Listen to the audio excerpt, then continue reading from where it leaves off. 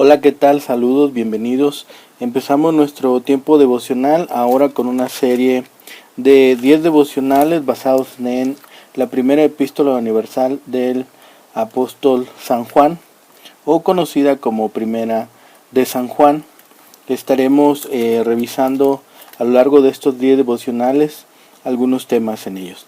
El día de hoy vamos a meditar, por favor busquemos en nuestras Biblias, en Primera de San Juan, capítulo 1, versículo 1 al 4. Capítulo 1, del versículo 1 al 4, y en la Reina Valera 60 dice: lo que era desde el principio, lo que hemos oído, lo que hemos visto con nuestros ojos, lo que hemos contemplado y palparon nuestras manos tocante al verbo de vida. Porque la vida fue manifestada y la hemos visto y testificamos y os anunciamos la vida eterna, la cual estaba con el Padre y se nos manifestó. Lo que hemos visto y oído, eso os anunciamos, para que también vosotros tengáis comunión con nosotros, y nuestra comunión verdaderamente es con el Padre y con su Hijo Jesucristo. Estas cosas os escribimos para que vuestro gozo sea cumplido. En esta ocasión vamos a estar meditando en vengan y compartan la vida que es genuina.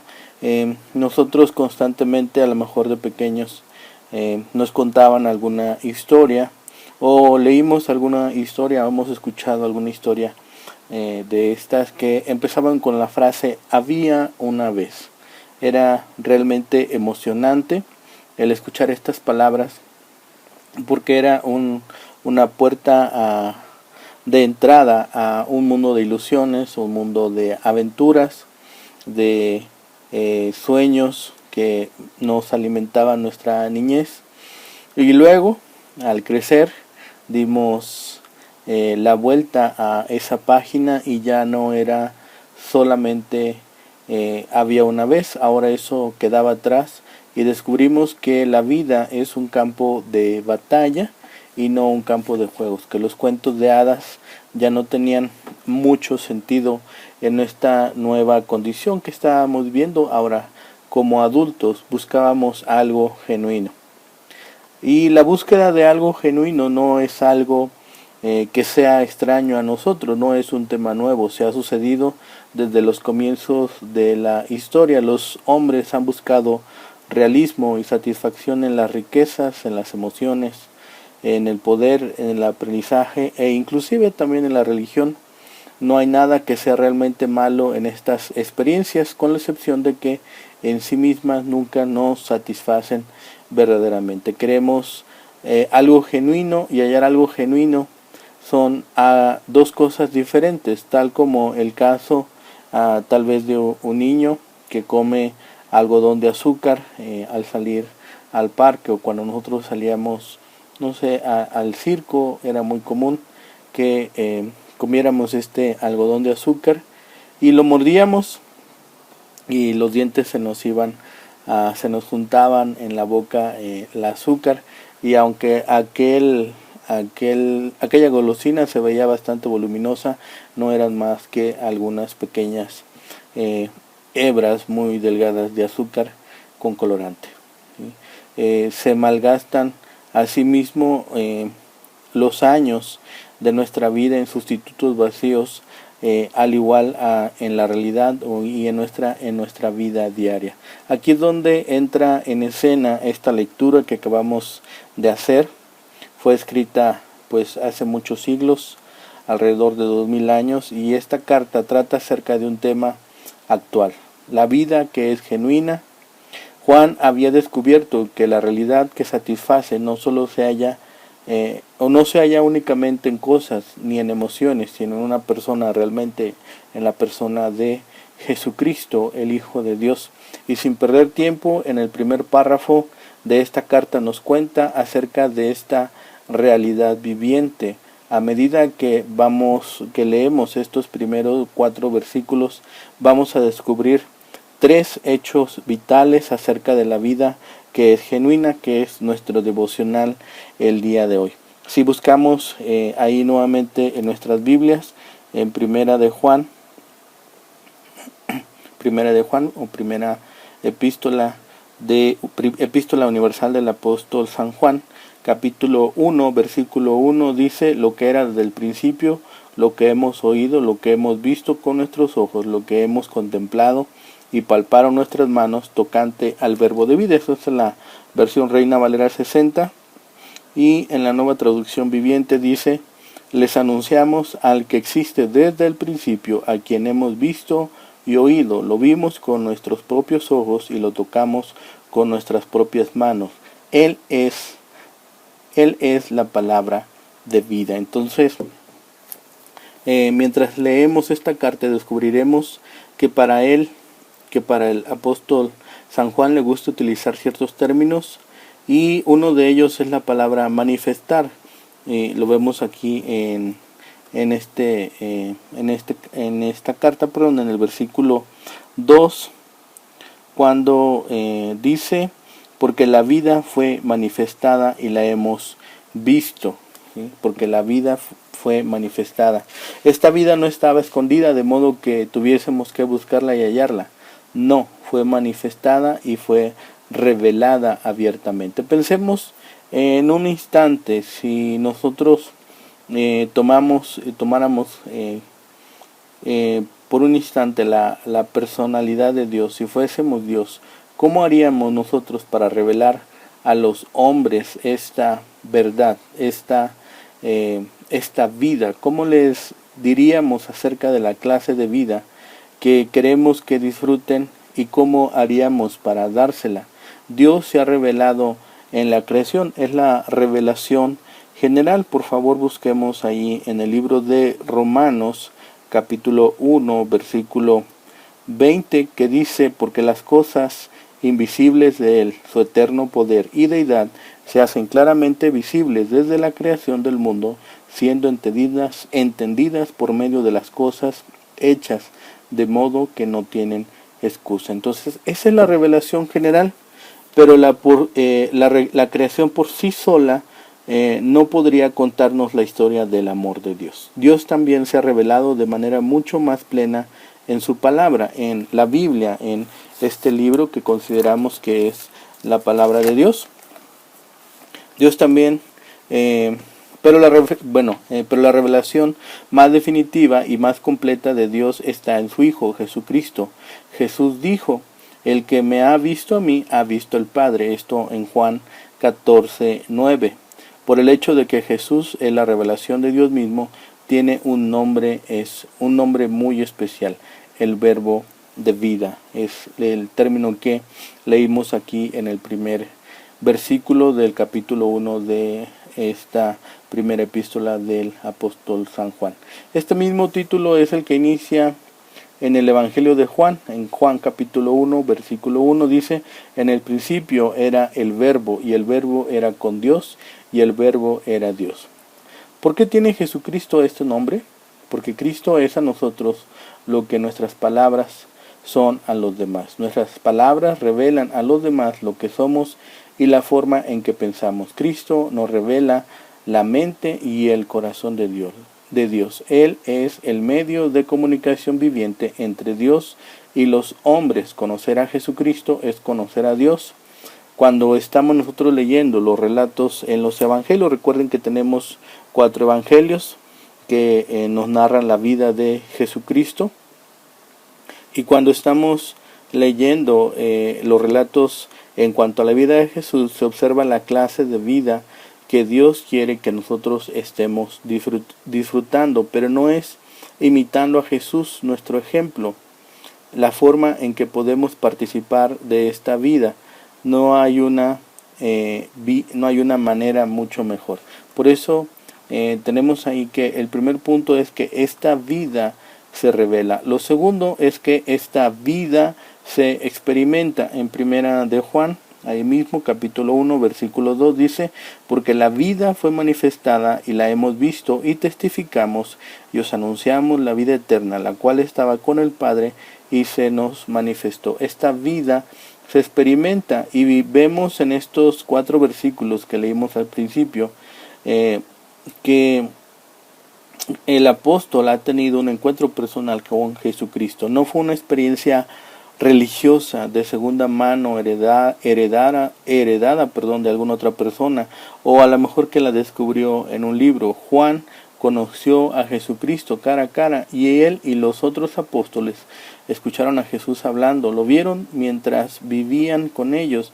Ellos sabían que Jesús era real, no un fantasma ni una visión, sino Dios en forma corporal y humana. Entonces, ellos dan testimonio de lo que vieron. Algunos podríamos decir, sí, y esto significa que Juan tuvo una ventaja, vivió cuando Jesús estaba en la tierra, lo conoció personalmente, pero nosotros vivimos 20 siglos después. Aquí es donde entraría nuestra equivocación. No fue la cercanía física que los apóstoles tuvieron con Jesucristo lo que los convirtió en lo que fueron. Fue la cercanía espiritual. Ellos se habían consagrado a Él para que fuera su Salvador y su Señor. Jesucristo era algo real y emocionante para Juan y sus colegas, porque ellos habían confiado en Él. Al confiar en Cristo habían experimentado la vida eterna, aquel testimonio que Jesucristo dijo: yo he venido para que tengan vida y para que tengan vida en abundancia. En esta carta Juan utiliza 6 veces la frase nacido de Dios. Esta no era una idea que Juan había inventado, sino que la había escuchado de Jesús mismo utilizando estas palabras: el que no naciere de nuevo no puede ver el reino de Dios. Lo que es nacido de la carne, carne es, y lo que es nacido del Espíritu, Espíritu es. No te maravilles de que te dije, es necesario nacer de nuevo. Esto lo tenemos ahí en Juan, capítulo 3, Evangelio según San Juan, capítulo 3, versículo 3, 6 y 7. Nosotros podemos experimentar esta vida verdadera solo después de creer en el Evangelio, poner nuestra confianza en Cristo y ser nacidos de Dios. Todo aquel que cree que Jesús es el Cristo es nacido de Dios. Lo tenemos un poco más adelante en Primera de Juan, capítulo 5, versículo 1. Dice: todo aquel que cree que Jesús es el Cristo es nacido de Dios, y todo aquel que ama al que engendró, ama también al que ha sido engendrado por Él. La vida eterna no es algo que ganamos por las buenas obras, ni que merecemos por causa de nuestro buen carácter. La vida eterna, la vida que es verdadera, es un don de Dios para los que confían en su Hijo como Salvador. Juan escribió su Evangelio para decirle a la gente cómo recibir esta vida maravillosa. Por favor, busquemos en el Evangelio. Este es el Evangelio de Juan. Evangelio de Juan, capítulo 20, versículo 31, dice: pero estas cosas se han escrito para que creáis que Jesús es el Cristo, el Hijo de Dios, y para que creyendo tengáis vida en su nombre. Entonces, vemos aquí que escribió su primera carta para decirles cómo estar seguros de que realmente han nacido en Dios. Esto lo vemos aquí en esta carta que estamos meditando, en esta carta que estamos haciendo nuestro devocional. Si tú no has experimentado la vida eterna, esta vida verdadera, puedes experimentarla ahora mismo. Te invito a que al final de este devocional busques un poquito más adelante aquí en Primera de Juan, primera carta de Juan, capítulo 5, de los versículos 9 al 15, para que puedas realmente tener esa seguridad de que has nacido de nuevo. Dios lo ha dado a conocer abiertamente en su palabra. Te ofrece el regalo de la vida eterna. Cree en su promesa y pídele ese regalo. Todo aquel que invocare el nombre del Señor será salvo. Es una promesa que tenemos en Romanos 10:13. Hemos descubierto 2 hechos importantes en cuanto a la vida que es verdadera. Primero, que es revelada en Jesucristo, y segundo, se experimenta cuando colocamos nuestra confianza en Él como nuestro Salvador. Pero Juan no se detiene ahí. Tiene un tercer elemento, como decíamos al principio. Esta vida se comparte. Versículos 3 y 4 aquí en Primera de Juan. En Primera de Juan, capítulo 1, versículos 3 Y 4 dice, lo que hemos visto y oído, eso os anunciamos, para que también vosotros tengáis comunión con nosotros. Y nuestra comunión verdaderamente es con el Padre y con su Hijo Jesucristo. Estas cosas os escribimos para que vuestro gozo sea cumplido. Sí, lo que hemos visto y oído, eso os anunciamos. Y una vez que tú hayas experimentado esa vida emocionante y verdadera, tú querrás compartir de ellas a otras personas, tal como Juan quiso anunciarla a todos sus lectores del primer siglo. Es algo natural que después de que nosotros hemos conocido a Jesucristo de una manera personal, tenemos ahora la intención de compartirlos con otro. Posiblemente hoy estás recibiendo este mensaje y puedas pensar que quien te lo compartió está tratándote de cambiar de religión, pero nuestra intención no es esa. Nuestro propósito no es cambiar la religión de nadie. Lo que sucede es que nosotros hemos experimentado una maravillosa vida nueva por medio de la fe en Cristo y queremos hacer todo lo que esté a nuestro alcance para compartirla con los demás. Muchas personas inclusive tienen la idea de que testificar es sinónimo de disputar en cuanto a las creencias religiosas o sentarse a comparar doctrinas, iglesias o congregaciones. Eso no es lo que Juan tiene en mente, no es lo que estamos leyendo en esta porción que estamos meditando hoy. Él nos dice que testificar significa compartir con otros nuestras experiencias espirituales, tanto por medio de la vida que vivimos como por las palabras que decimos. Esta es la verdadera forma de testificar. Juan escribió esta carta para compartir a Cristo con nosotros. A medida que nosotros vayamos meditando en estas el día de hoy, descubriremos que Juan tenía en mente 5 propósitos por compartir. Vamos a ver estos 5 propósitos.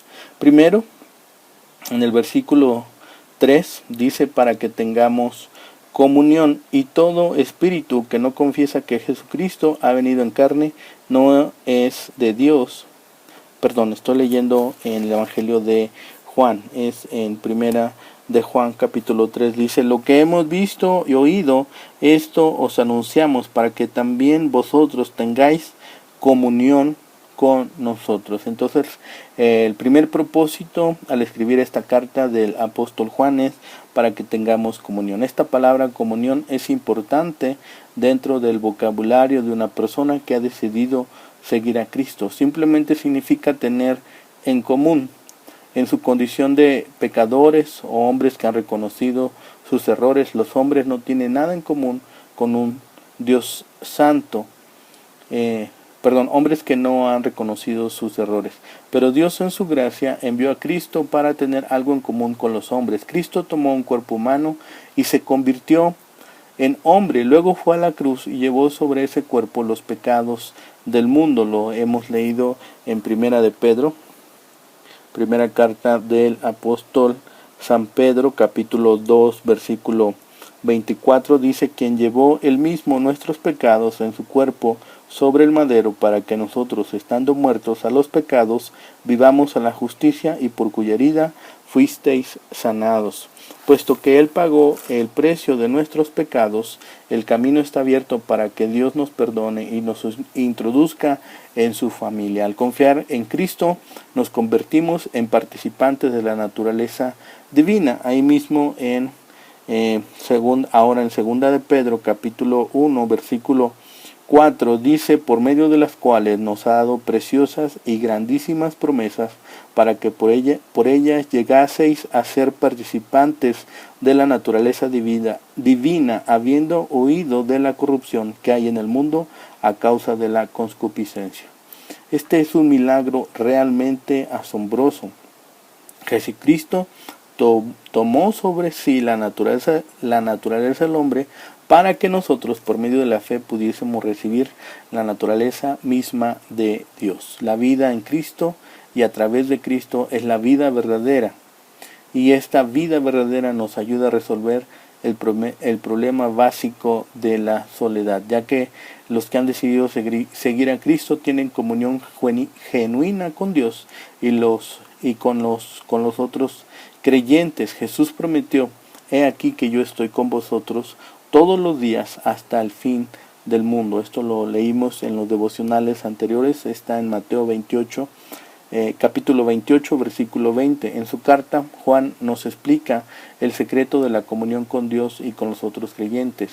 Este es el primer propósito que menciona Juan, por el cual escribió su carta, compartir su experiencia de la vida eterna. El segundo propósito que nos da es para que tengamos gozo, ¿sí? Para que tengamos gozo. Ahí mismo en primera de Juan, capítulo 1, versículo 4, dice: estas cosas os escribimos para que vuestro gozo sea cumplido. Vuestro gozo. La comunión es la respuesta de Cristo a la soledad de la vida. El gozo es su respuesta a los sinsabores y lo trivial de la vida, ¿sí? De esta vida que tenemos en este mundo. En su epístola, Juan utiliza una sola vez la palabra gozo, pero la idea del gozo se extiende a lo largo de toda su carta. El gozo no es algo que manufacturamos para nosotros mismos, sino que es un maravilloso beneficio que viene como resultado de nuestra comunión con Dios. David, ¿sí? El rey David conocía el gozo que menciona Juan en su salmo, en el Salmo 16, que en el versículo 11 dijo: en tu presencia hay plenitud de gozo. David había experimentado este gozo verdadero, este gozo completo en Cristo, y lo plasma en este salmo, salmo número 16. La vida que es verdadera produce un gozo que es verdadero, no solamente un débil sustituto. Jesús dijo la noche antes de ser crucificado: nadie os quitará vuestro gozo, ahí en el Evangelio de Juan, capítulo 16, versículo 22. Y luego también: estas cosas os he hablado para que mi gozo esté en vosotros y vuestro gozo sea cumplido. En Juan capítulo 15, versículo 11. El tercer elemento por el cual, la tercera razón o tercer propósito por el cual Juan, el apóstol Juan, nos escribe esta carta, es para que no rompamos nuestra relación con Dios por medio de la desobediencia o el pecado, ¿sí? En Juan capítulo 2, primera de Juan capítulo 2, versículo 1 dice: hijitos míos, estas cosas os escribo para que no pequéis, y si alguno hubiere pecado, abogado tenemos para con el Padre, a Jesucristo el justo.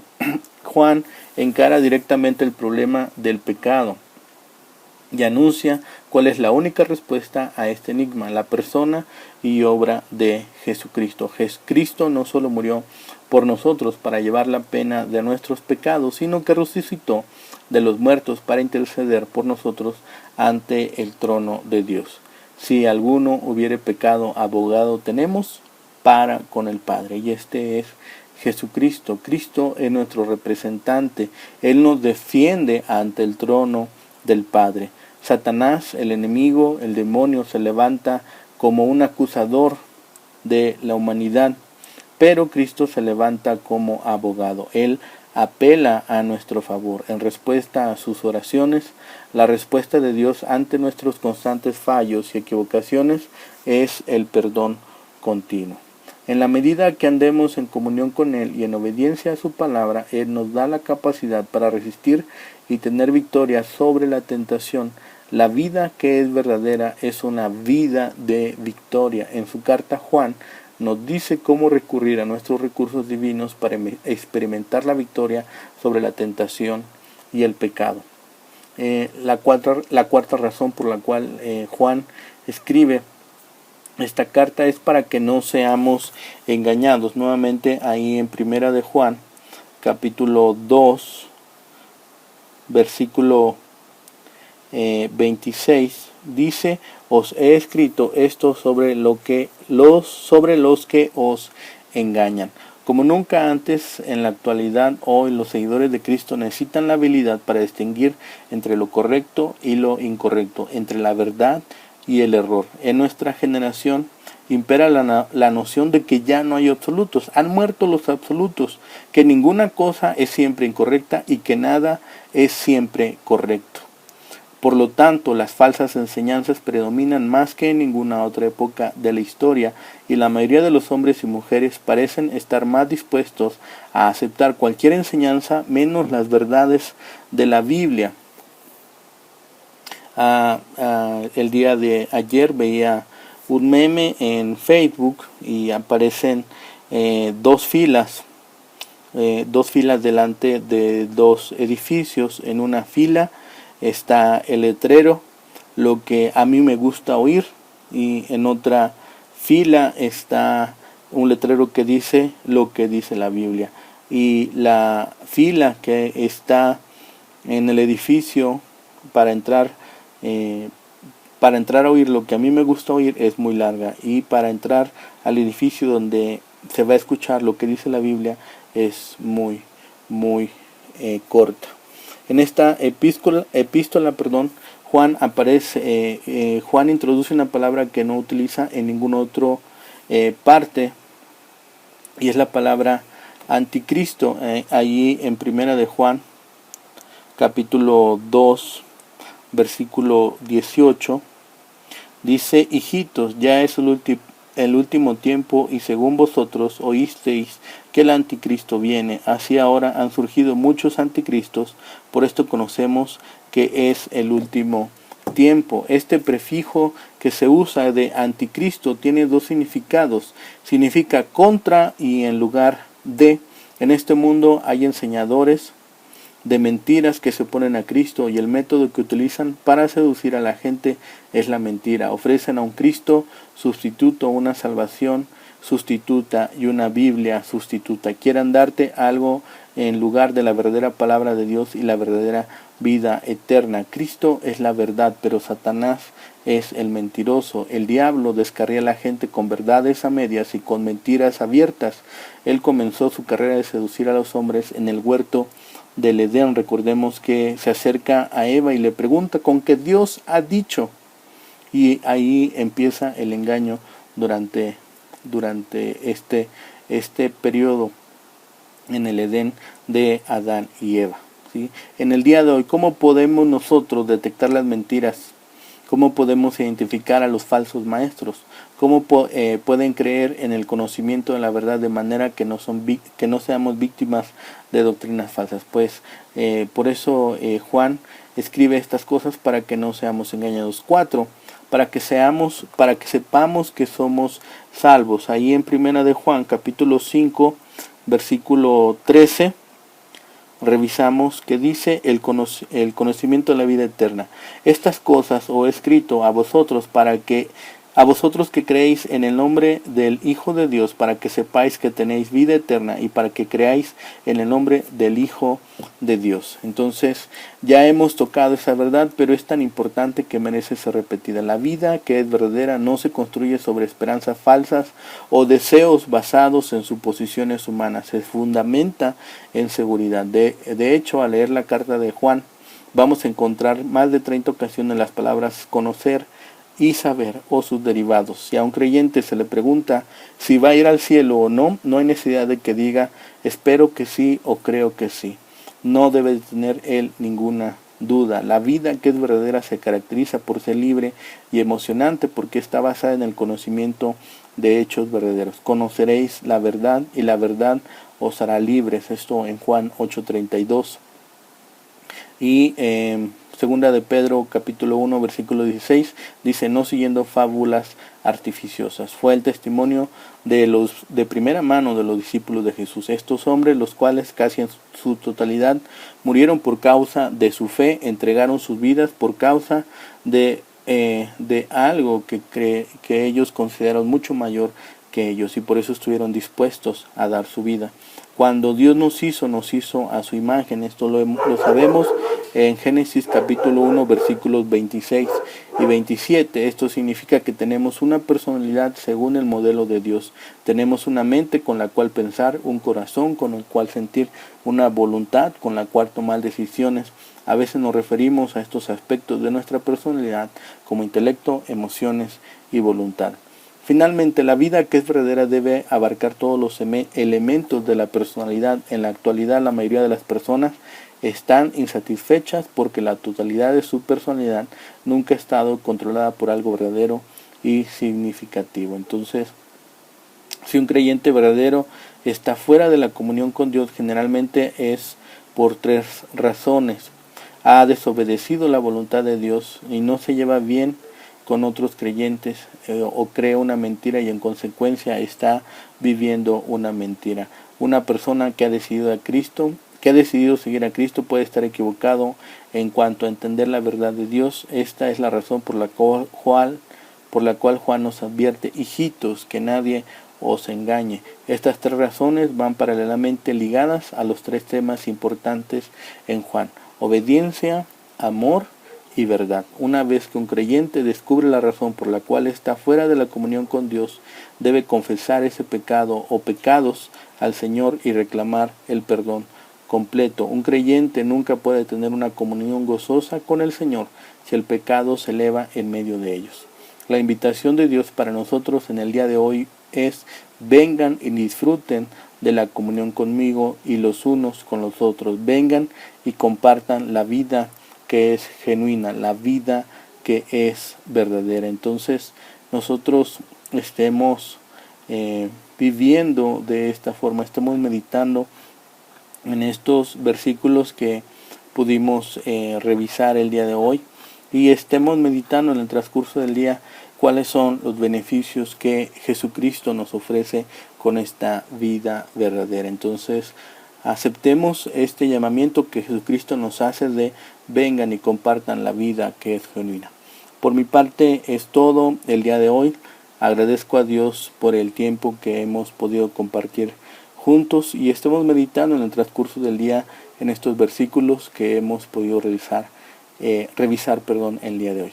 Gracias por este tiempo y nos vemos pronto. El Señor les bendiga.